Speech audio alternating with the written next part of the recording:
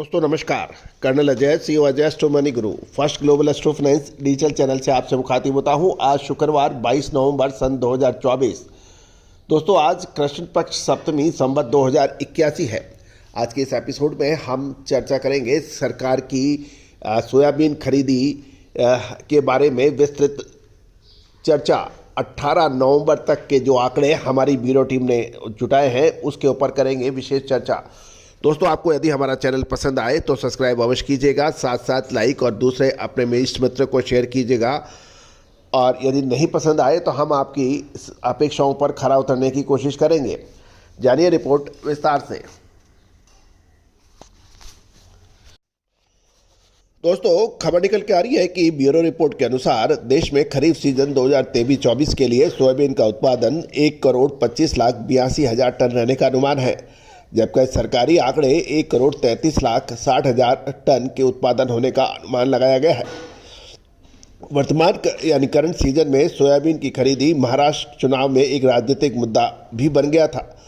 केंद्र सरकार को चुनाव के कुछ दिन पहले मॉइस्चर मापदंड में संशोधन भी करना पड़ा और ये 15% तक मॉइस्चर वाला सोयाबीन खरीदी का ऐलान भी करना पड़ा। लेकिन ये ध्यान देने वाली बात है कि 18 नवंबर तक 6 राज्यों से सोयाबीन की खरीदी मात्र 82,650 टन हुई है, जो केंद्र सरकार द्वारा कुल खरीदी 32,24,000 टन के मुकाबले मात्र 2.6% है, जिसमें मात्र तेलंगाना राज्य एक ऐसा राज्य है जिसमें अभी तक अनुमोदित मात्रा 59,508 टन के मुकाबले 55% ही खरीदारी हुई है। केंद्र सरकार ने कर्नाटक के लिए 1,03,000 टन का प्रस्ताव किया है और कर्नाटक में सबसे पहले 5 सितंबर को खरीदी शुरू हुई थी, लेकिन 18 नवंबर तक मात्र 636 टन की खरीदारी हुई है। मध्य प्रदेश, महाराष्ट्र और राजस्थान, जो कि सोयाबीन के प्रमुख उत्पादक राज्य माने जाते हैं, मध्य प्रदेश में 15,508 टन के मुकाबले केवल 2.4% यानी 32,930 टन की सरकारी खरीदी हुई है।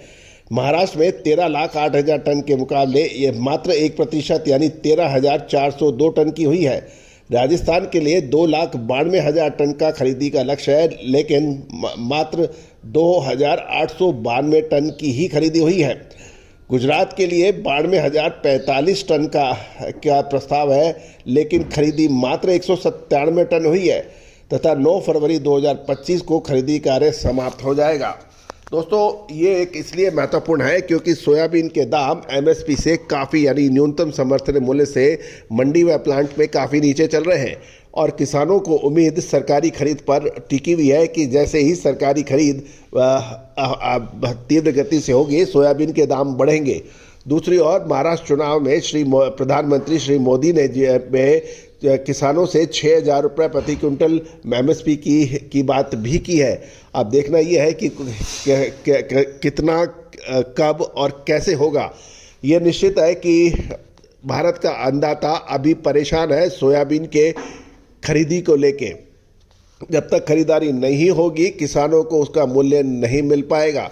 दूसरी ओर ध्यान देने वाली बात यह भी है कि खाद्य तेलों में तूफानी तेजी का असर सोयाबीन की कीमतों पर नहीं पड़ा। बड़े इंडस्ट्रियलिस्ट, इंपोर्टर्स और रीपैकेजिंग वाली कंपनियां ने खूब चांदी कूटी, लेकिन अन्नदाता अभी भी भूखा। दोस्तों सोचना यह है कि अब आम जनता यानी उपभोक्ताओं को खाद्य तेलों के दाम ऊंचे चुकाने पड़े हैं, लेकिन जो सोयाबीन उत्पादक किसान है उसको दाम नहीं मिल रहे। तो जब तक एमएसपी यानी न्यूनतम समर्थन मूल्य और एमआरपी यानी मैक्सिमम रिटेल प्राइस, जब तक इन दोनों का सामंजस्य नहीं होगा उपभोक्ता अपनी कीमतें अधिक चुकाता रहेगा और किसान न्यूनतम समर्थन मूल्य से नीचे पे माल बेचने पर विवश होता रहेगा।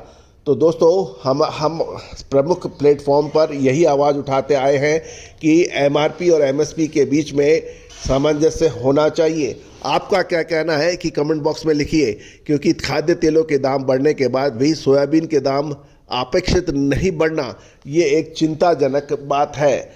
दोस्तों, उम्मीद है कि हमारा ये एपिसोड आपको पसंद आएगा।